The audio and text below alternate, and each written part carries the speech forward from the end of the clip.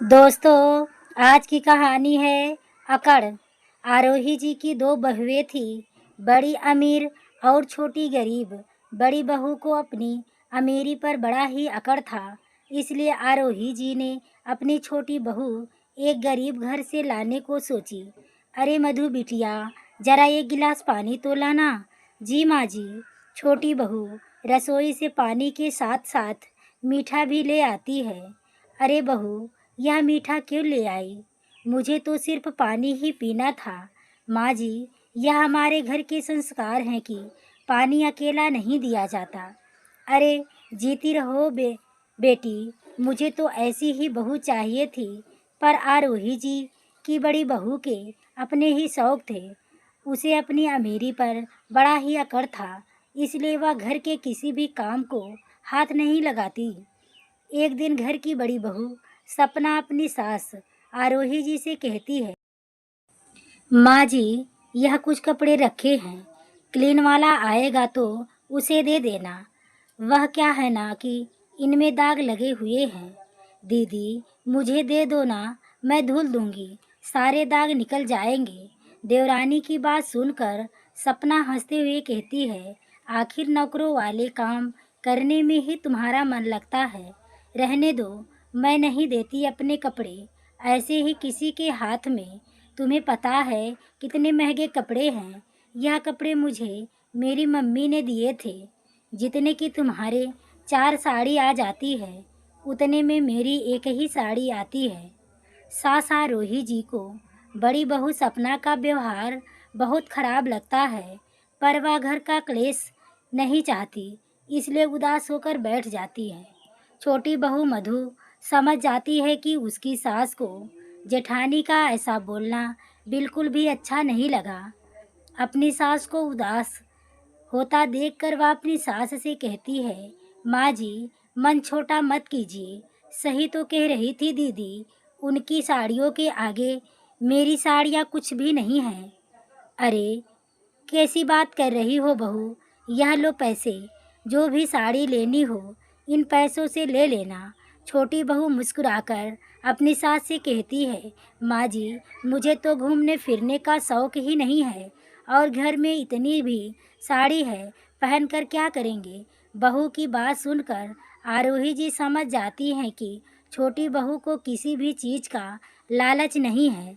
लेकिन बड़ी बहू सपना का व्यवहार से वह दुखी रहती थी। थोड़ी देर बाद सभी खाना खाने बैठ जाते हैं। खाना देखकर बड़ी बहू सपना कहती है, यह रोज रोज भिखारियों वाला खाना कौन बनाता है, और थोड़ा तो डाइट का ध्यान रखा करो। बड़ी बहू की बात सुनकर आरोही जी कहती है, अरे तो सबके लिए खाना बनाती है, अब किसी को कुछ और खाना हो तो किचन में ताला नहीं लगा है, वह खुद ही बनाकर खा सकता है। ओहो माँ जी, क्या बात हुई, नौकर थे हमारे घर में काम करने के लिए। अच्छा दीदी, खाना बनाने के लिए भी? हाँ जी, एक गिलास भी नहीं उठाते थे। फिर तो खूब पढ़ी लिखी होंगी आप। जब किचन की कोई जिम्मेदारी ना हो तो फिर तो अच्छा खासा समय मिलता होगा आपको पढ़ने के लिए। अरे छोटी बहू, या तो 12वीं पास है, तेरी तरह डबल एमए नहीं किया है। 12वीं पास इंग्लिश मीडियम से हूँ माँ जी। अंग्रेजी मीडियम में 12वीं और हिंदी मीडियम का डबल एमए एक ही बात होती है। अरे कैसी बात कर दी दीदी आप। 12वीं के ज्ञान और एमए के ज्ञान में ज़मीन आसमान का फ़र्क होता है। अंग्रेजी सिर्फ एक भाषा है। अच्छा तो तुम क्या कहना चाहती हो? गंवार हूँ मैं, बेशक 12वीं पास हूँ, पर तुमसे ज़्यादा समझदार हूँ। इतना कहते ही बड़ी बहू बड़बड़ करते हुए अपने कमरे की ओर चली जाती है, जिसे देखकर बड़ा बेटा कहता है, क्या है माँ, क्यों तुम उसके पीछे पड़ी रहती हो? पहले अकेली तुम थी और अब छोटी बहू को भी तुमने अपने साथ मिला लिया। अरे भैया, क्या बोल रहे हैं आप माँ और मेरे बारे में? और बात तो गलत पहले भाभी ने ही की थी ना।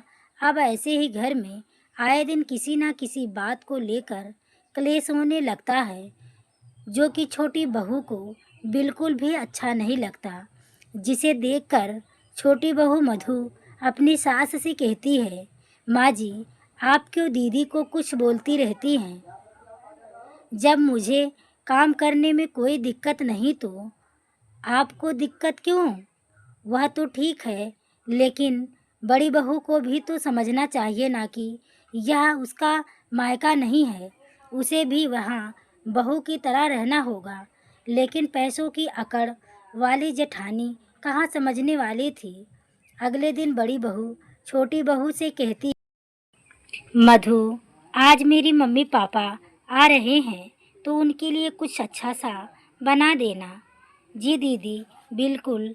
आप मुझे बस बता दीजिएगा कि क्या पसंद करते हैं वह खाने में। अरे बेटा, वह तो बड़े लोग हैं, घर का खाना कहाँ खाते होंगे। बड़ी बहू, तुम एक काम करो, 5 स्टार होटल से खाना मंगवा लो।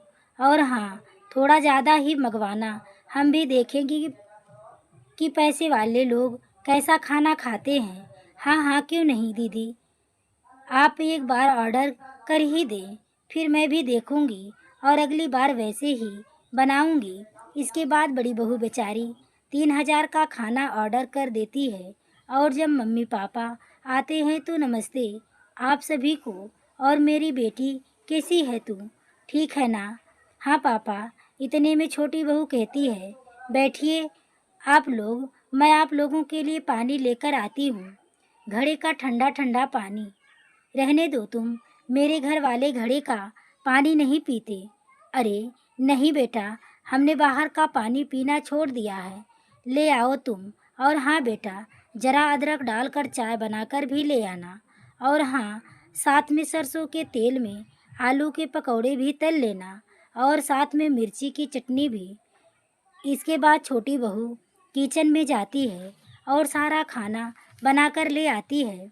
बड़ी बहू के माता पिता बड़े ही चाव से खाना खाते हैं और घर चले जाते हैं।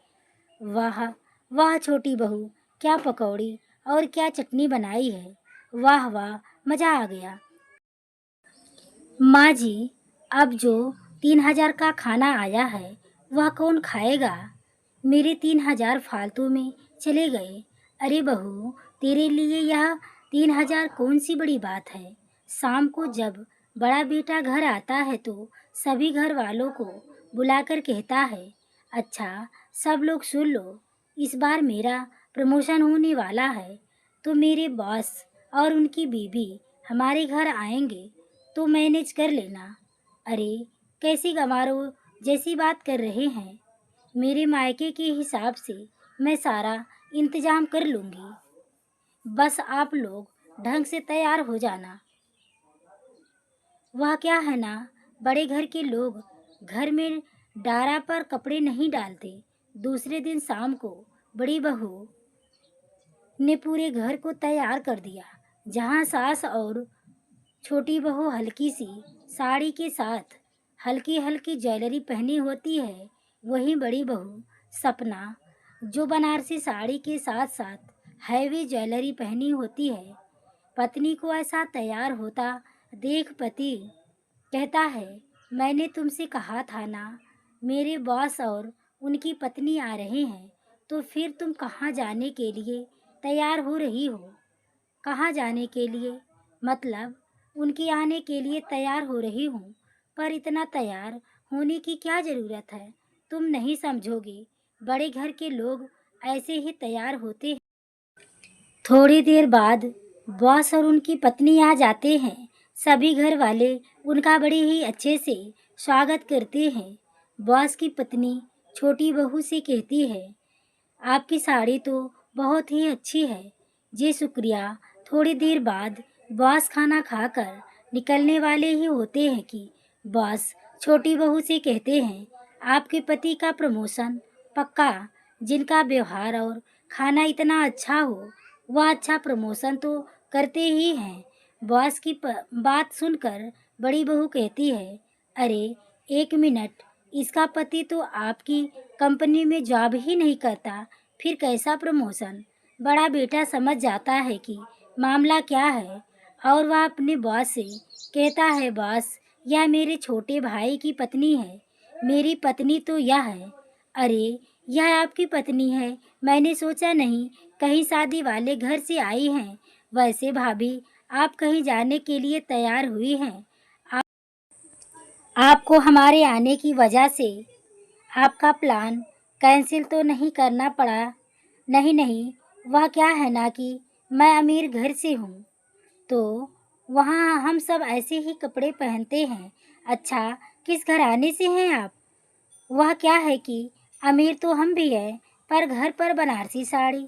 इतना कहते ही वह दोनों हंसने लगते हैं और थोड़ी देर के बाद वहाँ से चले जाते हैं।